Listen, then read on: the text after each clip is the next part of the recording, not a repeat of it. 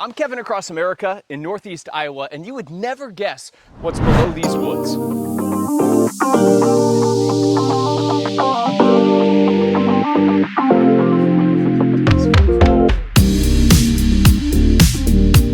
Maquoketa Caves State Park has 13 caves in total. That's more than any other state park in the entire country. A 6-mile trail system weaves through what, on the surface, looks like a standard forest preserve. It's amazing to me that this state park is free of charge. But the park comes to life underground. Each of the 13 caves has its own unique personality. You can see I'm basically all crouched down, trying to get to the back of this cave. And I don't think there's any meaningful way to get back there.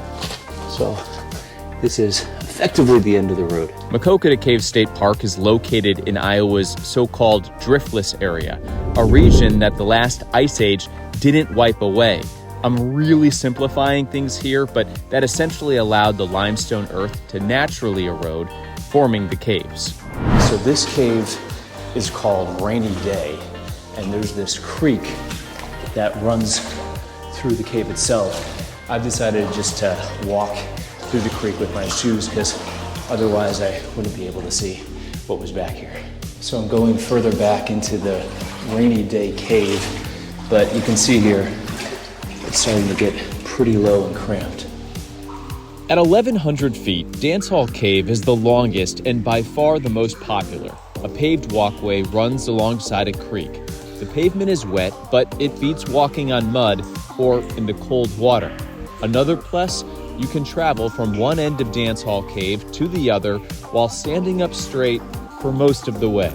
There's electricity that runs through the whole cave.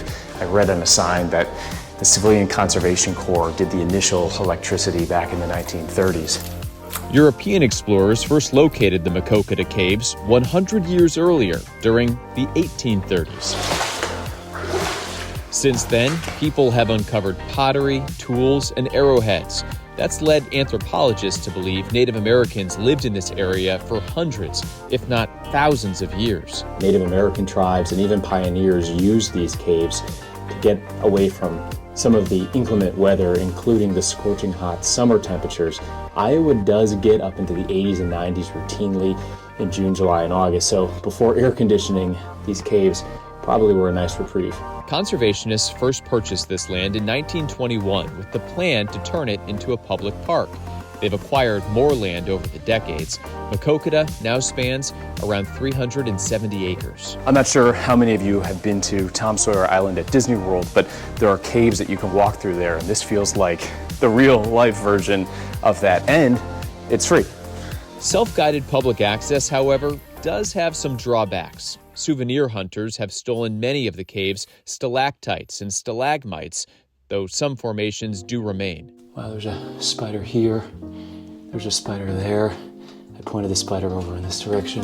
There's another spider. In 2010, the park closed its caves for 2 years in an effort to protect resident bats from white nose syndrome, a cold-loving fungus that thrives in a cave's cool and moist environment. Humans can unknowingly transmit the disease on their clothing and shoes, taking it from cave to cave. Bats that contract it can develop a white, fuzzy fungal growth on their face and wings. The bats often become dehydrated, starved, and die. As of 2018, white nose syndrome had killed at least 6 million bats and had been detected in 33 states and 7 Canadian provinces. It has no effect, however, on humans. Cave number 5 is called Up and Down, and that's because you go up into this crevice and then down into this hole, which I'm gonna go do. Oh.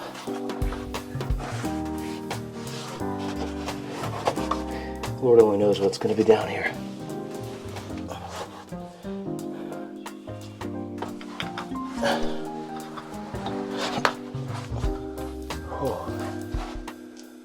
Okay. Thankfully, no bats. Not that I can see, at least. Oh, that was a big mystery. I swear I didn't do that in advance. That was my first time going down. So this is like a big kind of cathedral room down here. Oh. there's another big spider. I'll take a spider any day over a bat. So I just set it to hyper view, which is as wide as this GoPro can go, to give you a better idea of the dimensions of this room. It's really cramped. That's the view up top. And so this probably looks like it's more spacious than it really is because of the wide angle lens on the GoPro. And then you can see the entrance out there. All right, now we're gonna climb back out of here.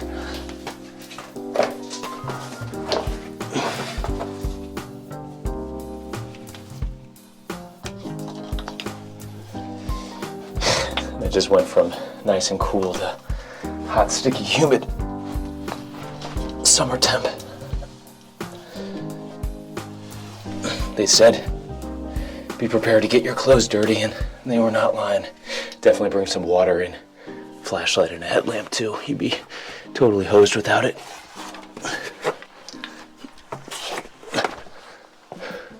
Graceful, right?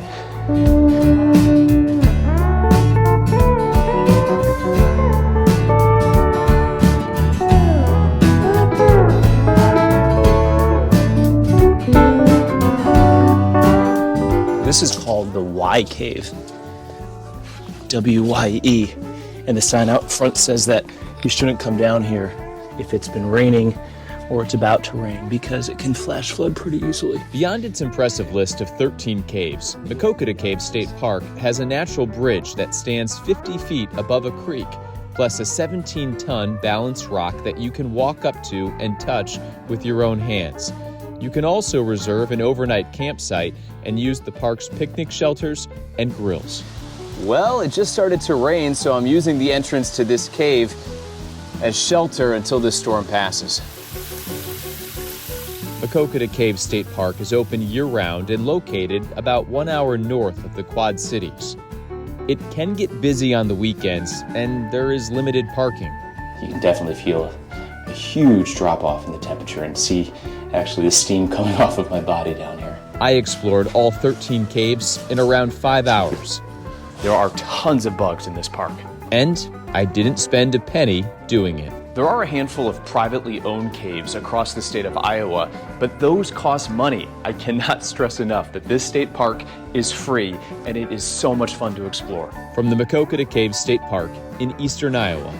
And you really cannot care about getting your clothes dirty.